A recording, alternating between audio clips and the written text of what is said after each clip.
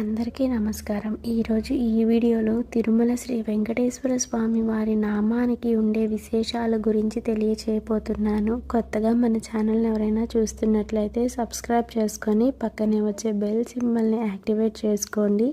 తద్వారా నేను పెట్టే ప్రతి ఒక్క ఆధ్యాత్మిక కథ కానీ ఆధ్యాత్మిక సమాచారం కానీ మీ వరకు నోటిఫికేషన్ రూపంలో అందడం జరుగుతుంది. ఇక ఆలస్యం చేయకుండా వీడియోలోకి వెళ్ళిపోదాము.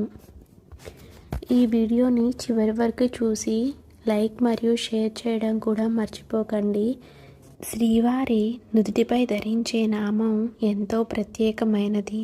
తిరుమల శ్రీ వెంకటేశ్వర స్వామి వారి నుదుటిపై ధరించే నామాన్ని శ్రీ చూర్ణోద్వపుండ్రం నామం అని పిలుస్తారు.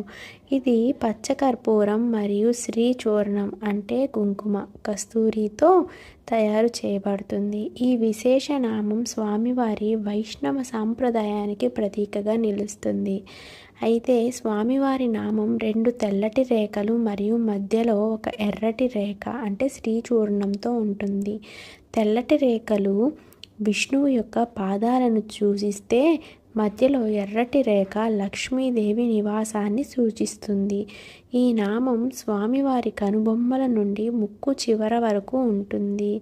ఇది ఆత్మను పరమాత్మతో అనుసంధానించే మార్గానికి చిహ్నంగా భావిస్తారు.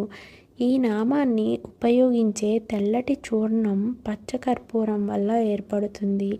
ఇది చల్లదనాన్ని పవిత్రతను ఇస్తుంది. భక్తులు నామంపై ఉన్న కర్పూరాన్ని ఎంతో పవిత్రంగా ప్రసాదంగా భావిస్తారు.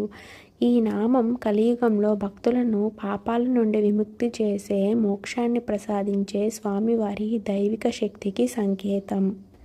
అయితే తిరునామం అని కూడా అంటారు. తిరు అంటే పవిత్రమైన, నామం అంటే చూర్ణం అని తమిళంలో అర్థం.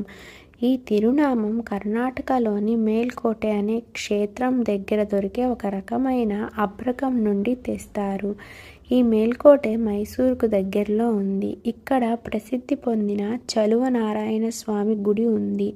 మధ్యలో చిన్నగా ఉన్న ఎర్రటి నామాన్ని శ్రీచూర్ణం అని అంటామని తెలుసుకున్నాం కదా. ఈ శ్రీచూర్ణం పసుపు సున్నం కలిపి పెడతారు.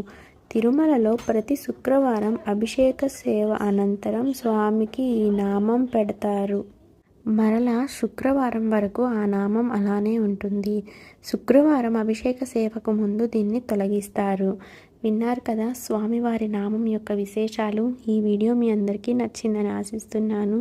కొత్తగా మన ఛానల్ని చూస్తున్న వారు సబ్స్క్రైబ్ చేసుకోవడం మర్చిపోవద్దు. ధన్యవాదాలు.